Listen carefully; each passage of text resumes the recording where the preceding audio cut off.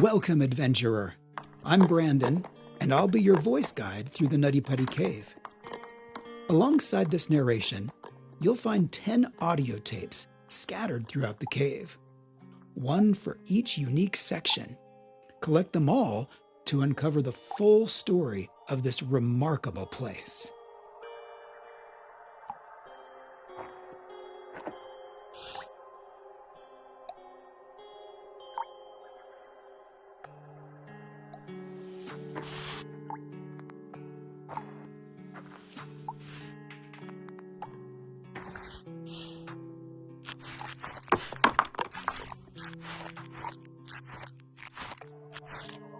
As you already know, Nutty Putty Cave is located west of Utah Lake in Utah County, United States.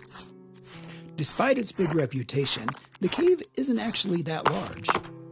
The total mapped length is about 1,355 to 1,400 feet, with a depth of roughly 145 feet. From this point, the cave splits into two routes. You can head left to enter the maze, or go right toward the famous Big Slide.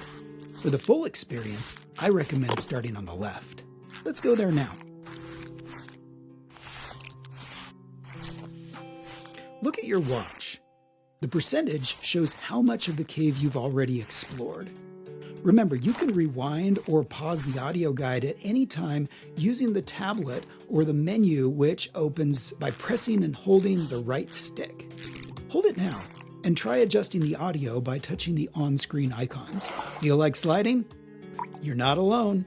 At the height of its popularity, the cave drew more than 5,000 visitors a year. So much traffic wore the rock smooth, and experts warned that a fatal accident was only a matter of time in one of its main features, a long 45-degree chamber known as the Big Slide, where we are right now. Those safety concerns, along with the growing damage caused by constant use, led to the cave's temporary closure in 2006. They're also the reason for the ladder you'll find at the end of this section. Be careful on your way down. You don't want to meet your end here, especially in a place meant for a very different kind of rebirth we'll soon discover.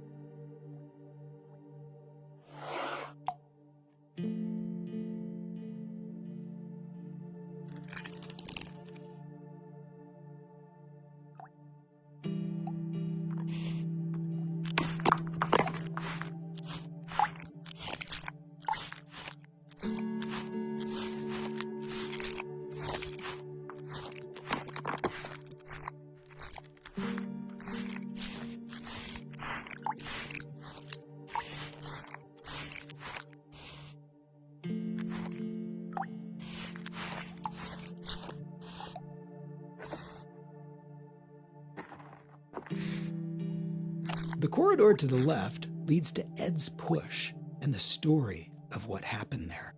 The corridor to the right takes you to the threshold of one of the cave's most famous sections. Its name speaks for itself and has long been a magnet for many spelunkers who came here straight from the entrance. I believe we're approaching the site of John Jones' tragic accident. How did it happen? On November 24th, 2009, John Edward Jones became trapped in Nutty Putty Cave after entering a tight, uncharted passage that he mistakenly believed was part of the well-known birth canal route. Instead, he had crawled into an unmapped fissure that was far narrower than expected. The passage sloped downward and constricted as it went, forcing him headfirst into a nearly vertical section where his body became wedged. Entering headfirst made it nearly impossible for him to reverse or maneuver once he was stuck. Despite more than 24 hours of effort, rescuers were unable to free him, as the combination of the cave's fragile geology, the limits of physics, and human endurance made extraction impossible.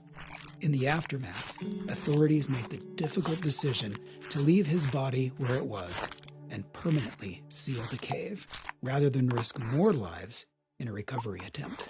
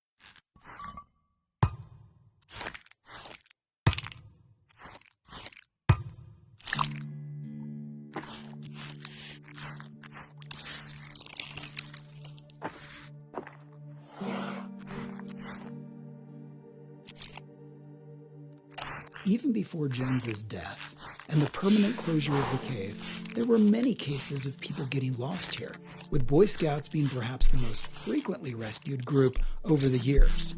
Some veterans recall that the early explorations were much more wild, muddy, improvised, and with little preparation. In later years, rules, managed access, and safety protocols were introduced to prevent accidents and protect the cave from littering. Tired and panicked visitors had sometimes abandoned helmets, clothing, dead batteries, and other items, things that not only spoiled the sense of exploration, but in the dark, wet passages could cause dangerous accidents. The guiding rule in Nutty Putty was simple. Never squeeze into a place you might not be able to get back out of. Here, you can squeeze through anywhere. If you feel stuck, try moving your head in line with your hands to push forward or back out.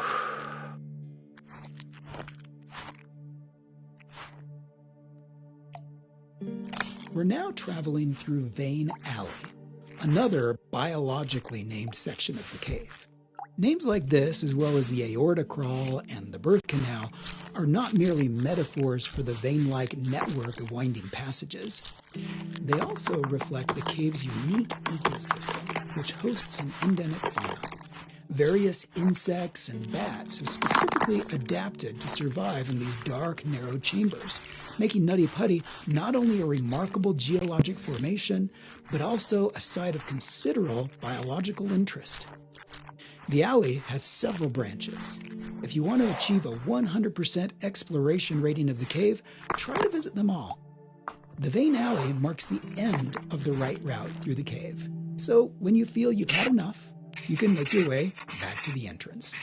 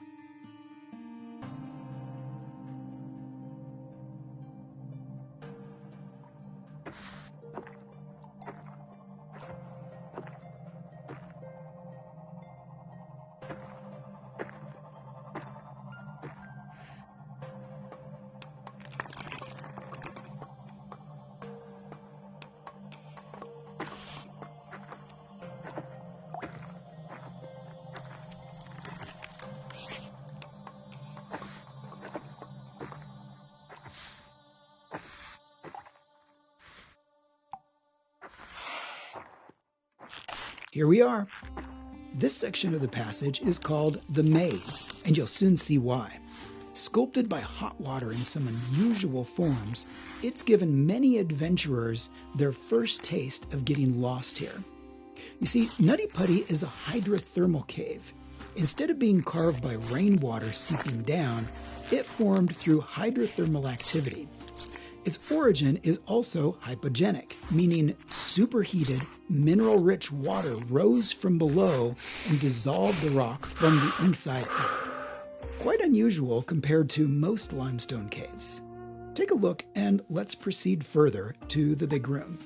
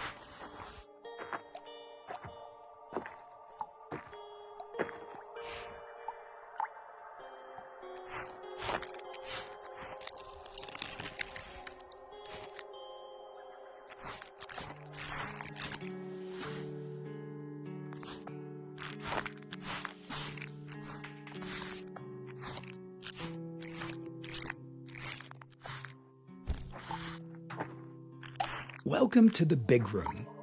Compared to most cave sections, it feels open, tall, and almost comfortable. Many cavers pause here to catch their breath before moving on, so stay a while and listen. The cave was discovered in 1960 by a teenage caver named Dale Green, who went on to explore and document many caves in Utah. It's said Dale Green originally thought of calling it Silly Putty, but later decided Nutty Putty sounded better.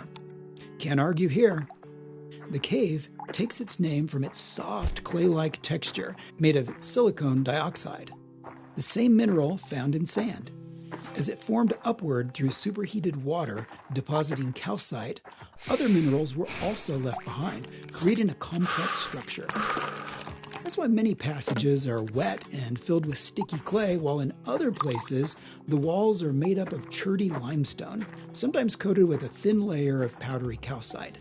Mind you, we're basically crawling through an entire semester's worth of physics and chemistry.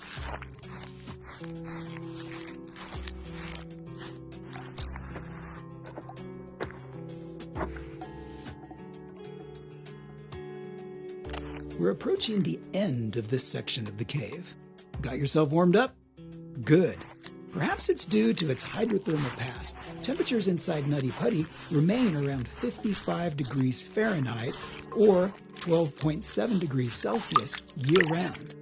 That may not seem very cold, but remember that movement through the cave is slow and the body has little chance to warm up through circulation. For caving, it's therefore recommended not only to have a helmet, flashlight, and sturdy boots, but also warm, preferably waterproof clothing. Once you feel you've seen everything here, let's head back to the entrance and explore the second part of the cave. Congratulations on your patience and attention. You've just uncovered 100% of the cave. Good job! If you enjoyed this VR tour of the Nutty Putty recreation and want to support the game's creators, share Cave Crave with others. When they arrive here, they'll definitely appreciate it.